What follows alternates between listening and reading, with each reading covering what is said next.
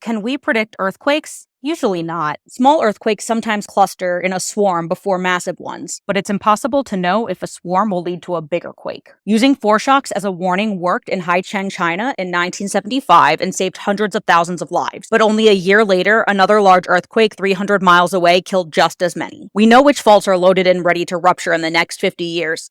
Seattle. But it's impossible to know when the big one will strike until it does. In rural China, folks observed that chickens got on their barn roofs before an earthquake, because snakes come out in the open after their burrows filled with water as it flows around rocks. But this is inconsistent from quake to quake or place to place. A new paper says that GPS stations move in a very specific way for 2 hours before a major earthquake, and the same pattern appeared in the 90 major earthquakes studied. 2 hours is plenty of time to evacuate buildings, finish surgeries, shut down nuclear plants, and get people near beaches to higher ground well before the big one strikes. If this science is confirmed, it would be a huge step towards answering